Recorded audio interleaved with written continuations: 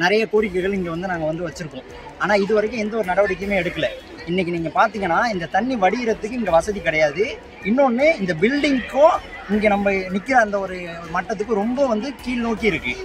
இது தண்ணி வடிகிறதுக்கான வாய்ப்பு, அதாவது இப்போ மழை பெய்யலைனா கூட இந்த தண்ணிங்கிறது குறைஞ்சது ஒரு 20 நாள் ஆனால் தான் அதுவாக தானாக வற்றி போனால் தான் போகிறதுக்கான வசதி மட்டுமே இருக்குது, தவிர இங்கேருந்து வெளில தண்ணி போகிறது கிடையாது. இதில் நீங்கள் பார்த்தீங்கன்னா பெண்கள் இருக்காங்க, சிறு வயது குழந்தைகள், அதாவது 6 முதல் 12ஆம் வகுப்பு வரை இந்த பள்ளியில் வந்து இங்கே பாடசாலை இருக்கிறது. இதில் நீங்கள் பார்த்தீங்கன்னா அடிப்படையாக இந்த தண்ணி வடிகிறதுக்கு எதுவுமே கிடையாது. பசங்க நார்மலாக ஒரு கழிப்பறை யூஸ் பண்ணுறது கூட இந்த தண்ணி வழியாக மட்டும்தான் நடந்து போகணும். இங்கே நீங்கள் பார்த்துட்டு என்ன வைக்கிறோன்னா, இது வந்து ஒரு அடிப்படையான ஒரு தேவை. இங்கே வந்து இந்த பள்ளிங்கிறது இங்கே சுற்று வட்டாரம் இத்தனை கிராமம், அதாவது குறைஞ்சது ஒரு ஏறத்தாழ ஒரு 5000 குடும்பம். அதுக்கப்புறம் மடவாமேட் இருக்குது, புதுப்பட்டினம் ஊராட்சி இருக்குது, தர்காஸ் கிராமம் இருக்குது, தொடர்ந்து தாண்டவம் கிராமம் இருக்குது, பழையபாளையம் கிராமம், சுற்றி இவ்வளோ கிராமத்தில் உள்ள அரசு பள்ளியில் படிக்கின்ற எல்லா மாணவர்களுக்கும் பயன்பெறும் வகையில் இந்த பள்ளி இருக்குது.